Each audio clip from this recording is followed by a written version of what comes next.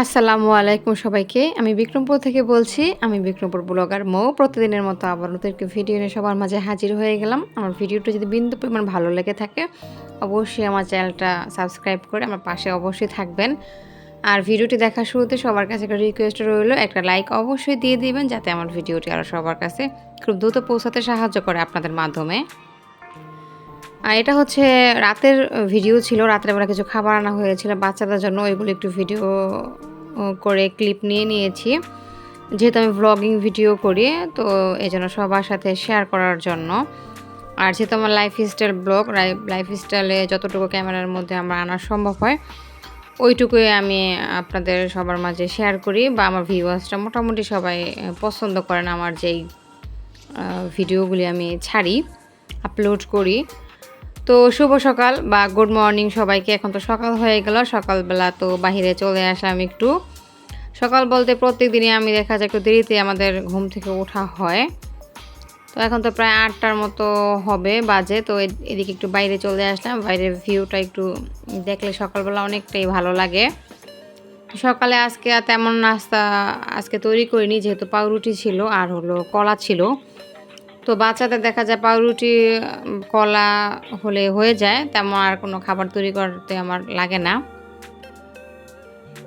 আর ভাতটা যেহেতু সকালবেলা বাচ্চারা একদমই খেতে পছন্দ করে না, যদি দেই হয়তো মান্থলি হয়তো 2-4 দিন হবে বাচ্চারা ভাত খায়, তাছাড়া ভাতটা তেমন একটা খেতে চায় না। আর আমার হাজব্যান্ড অবশ্য ভাত খায়। তো যাই হোক, আজকে যেহেতু পাউরুটি ছিল আর কলা ছিল, তো ওইটা আমি এখন খেয়ে নেব। আর অলরেডি সবাই মোটামুটি খাবার খেয়ে বাচ্চারা হচ্ছে স্কুলে চলে গেছে, আর আমার হাজব্যান্ডে চলে গেছে, আর আমি এখন সকালের নাস্তাটা মোটামুটি করে নেব। তো কলা দিয়ে পাউরুটি খেতে কার কেমন লাগে অবশ্যই আমাকে কমেন্টসের মাধ্যমে জানাবেন। আমার অবশ্য পাউরুটিটা একটু দুধ চা মানে মিল্ক টি হলে খুবই ভালো লাগে খেতে। কিন্তু যেহেতু গরম, এজন্য আর তেমন একটা চা খেলাম না। তো যদি কখনো খারাপ লাগে দেখা যায় একটু রং চা বা খাই, কিন্তু যেহেতু দুধ ফ্রিজের মধ্যে থাকে, তো চাইলেই তো এখন বের করে খেতে সময় লাগবে। তাই ভাবলাম যেহেতু কলা আছে বাসায়, তো কলা দিয়ে পাউরুটিরা আজকে সকালে নাস্তাটা করে নেই। আর সবাই আমার সাথে থাকুন, আমার ভিডিওটা ফুল ওয়াচ করতে থাকুন। ভিডিওটি দেখতে দেখতে কোনো স্থানে বা কোথাও যদি বিন্দু পরিমাণ ভালো লেগে থাকে, অবশ্যই আমার সাথে কিন্তু থেকে যাবেন। আর ভিডিওটি কার কেমন লাগলো, কারণ সবার রুচি অভিরুচি কিন্তু সমান না। কারো দেখা যায় এই টপিকস বা আমার ভিডিও কোয়ালিটি খারাপ লাগতেই পারে। যদি কারো খারাপ লেগে থাকে অবশ্যই কমেন্টসের মাধ্যমে জানাবেন। আমি অবশ্যই ট্রাই করবো আরও ভালো কিছু আপনাদের মাঝে উপস্থাপন করার, যাতে আপনারা দেখে খুবই পছন্দ করেন আমার ভিডিওগুলি। দেখা যায় আপনারা যারা যারা আমাকে কমেন্টস করেন, আমার তো খুবই আনন্দ লাগে। তাতে দেখা যায় আরও ভিডিওটি ছাড়ার আরও অনুপ্রেরণা যোগায়। মনে হয় যে অবশ্যই কেউ না কেউ হয়তো আমার ভিডিওটা কোথা থেকে দেখছে বা কারো ভালো লেগেছে, এই জন্য হয়তো আমাকে কমেন্টসের মাধ্যমে জানাচ্ছে বা প্লাস লাইক দেওয়া হচ্ছে। তো এই জন্য দেখা যায় আমি ধীরে ধীরে সামনের দিকে অগ্রসর হতে চেষ্টা করব। কারণ দেখা যায় কেউ যদি উৎসাহ না দেয়, যে কোনো কাজের পেছনে যদি কারো উৎসাহ না থাকে, তাহলে দেখা যায় ওই কাজে কখনোই সফলতা আসে না। তাই যারা যারা আমাকে উৎসাহ দিচ্ছেন তাদের তো আমি অনেক ধন্যবাদ জানাই। এছাড়াও দেখা যায় আমার কাছের কিছু অনেক মানুষ আছে যারা সবাই আমাকে উৎসাহ দেয় এই কাজের প্রতি। তো তাদেরকে আমি অন ক্যামেরায় কখনো বলতে পারিনি, তো অফ ক্যামেরায় বলে দিলাম। মানে আমার ভিডিওর মাধ্যমে সবাইকে আমি খুব মন থেকে ভালোবাসি, কারণ আমার এই কাজের পেছনে দেখা যায় অনেকেই উৎসাহ দিয়েছেন। তো যাই হোক, এদিক দিয়ে তো সকালের খাবার শেষ, রান্না করতে চলে আসছি। একটা বোয়াল মাছ আনা হয়েছে, আজকে দুপুরে রান্না করব সেটাই। কারণ মাছ যদি আনা হয়, এটা হচ্ছে দেশি যে ডাঙা থাকে, ডাঙার বোয়াল। তো এইগুলি দেখা যায় দেশি মাছগুলি সাধারণত দেখা যায় যে যেদিন আনা হয় ওই দিন যদি রান্না করা হয়, তবে খেতে একদম অন্যরকম লাগে। তো ভাবলাম আর ফ্রিজে রাখবো না, অন্য কিছু রান্না করব না, এটাই রান্না করব। যেহেতু আমরা কম মানুষ, দেখা যায় দুপুরে খাওয়া হবে। আর তেমন একটা রাতের বেলা আমি খাবার খাই না। দেখা যায় সন্ধ্যা যদি হালকা কোনো নাস্তা করি, রাতের খাবারটা আমি একদম অ্যাভয়েড করি। ভাত খেতে আমার একদমই পছন্দ না। বাচ্চাদের দেখা যায় সেমই, যদি সন্ধ্যা কোনো নাস্তা খাওয়া হয়, রাতের বেলা খুবই কম খায়। তো এই জন্য মাছটা যতটুকু আমাদের প্রয়োজন অতটুকুই নিলাম। এছাড়া দেখা যায় মাঝে মধ্যে রাতের বেলা বিভিন্ন আইটেম তৈরি করা হয়, ওগুলি অবশ্য রাতের বেলা তো আর ভিডিও করা হয় না, এজন্য আর শেয়ার করা হয় না। কারণ রাতের বেলা ভাতটা একদমই খাওয়া কমই হয় আমার ফ্যামিলিতে। দেখা যায় মাঝে মধ্যে কিছু কিছু আইটেম তৈরি করি বা বাজার থেকে কিনে আনাও হয়, ওগুলি খাওয়া হয়। আর এদিক দিয়ে হচ্ছে আমি প্রথমে চাল কুমড়া ভাজি করেছি, তো ওটা একদম প্রথমে একটু ভাপ দিয়ে নিলাম, মানে সেদ্ধ করে নিলাম। তো চাল কুমড়োটা দেখা যায় আমাদের যেহেতু দেশীয়, মানে গ্রামে যেহেতু আমরা থাকি, এদিকে অনেকেই চাষ করে কৃষি জমিতে, দেখা যায় অনেক ধরনের শস্য তারা রোপণ করে। তো ওইগুলি সচরাচর আমরা সরাসরি সরবরাহ করতে পারি, দেখা যায় ওইগুলি একদমই ফরমালিন মুক্ত, তো খেতে খুবই ভালো লাগে। কারণ অনেকে যারা ঢাকায় থাকেন অনেকে বলেন যে আমাদের ভালো টাটকা সবজি সবসময় আমরা পাই না, কখনো কখনো রান্না করলে দেখা যায় একদম শক্ত হয়ে যায়। লাউ প্লাস চাল কুমড়ো বা অন্যান্য বিভিন্ন সবজি অনেকে বলে থাকেন, সবসময় না, কখনো ভালোটাও থাকে, সবসময় যে খারাপটা তেমন কিছু না, কিন্তু গ্রামে মোটামুটি ভালোটাই পাওয়া যায়, খারাপটা খুবই কমই। তো যাই হোক, আমাদের যেহেতু গ্রামের কাছাকাছি অনেকটাই এগুলো চাষ করা হয় ফসল বা সবজি, তো আমরা মোটামুটি টাটকা সবজি সারা বছরই কম বেশি খেতে পারি। তো এই জন্য মহান আল্লাহর কাছে শুকরিয়া।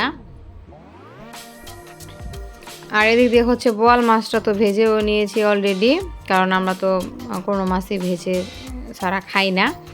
আর চাল কুমড়াটাও অলরেডি সিদ্ধ করে তারপরে পেঁয়াজ দিয়ে, মানে বাগার যেটাকে বলে, রসুন দিইনি কিন্তু পেঁয়াজ কাঁচামরিচ দিয়ে অবশ্য ওটা রান্না করে নিলাম। আর এদিক থেকে হচ্ছে ডাটা রান্না করেছি, এটা হচ্ছে আমাদের বাড়িতেই বোনা, মানে আমার এক চাচাতো দেবর রের, তো ওনার থেকে আনা, তো প্রচুর নরম, অনেকটাই ভালো ডাটাগুলি, দেখা যায় একটুতেই সিদ্ধ হয়ে গেছে। দেখা যায় আলুর চাইতেও ডাটাগুলি প্রচুর নরম, আলুর থেকেও দেখা যায় ডাটাগুলি তাড়াতাড়ি সিদ্ধ হয়ে গেছে আমার। তো আজকে হচ্ছে বোয়াল মাছ দিয়ে রান্না করছি ডাটা আলু দিয়ে, কারণ পেঁয়াজের তরকারিটা তেমন শরীরের জন্য ভালো না, তো না পারতে আর পেঁয়াজের তরকারিটা খাওয়া হয় না। যতটুকু সম্ভব দেখা যায় সবজি দিয়েই রান্না করার চেষ্টা করি।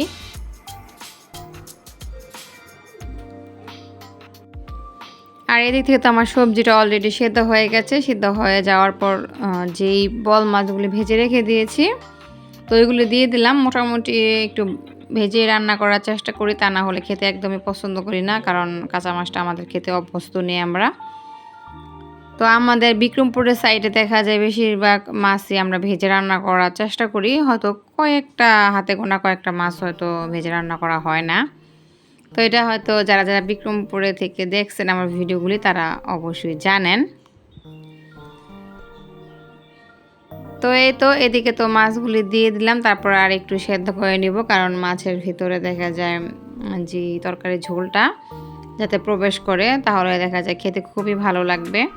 আর বোয়াল মাছটা খেতে খুবই ভালো লেগেছে, কারণ যেহেতু এটা দেশীয় বোয়াল মাছ, চাষি না, চাষি হলে অবশ্য খেতে তেমন একটা ভালো লাগতো না।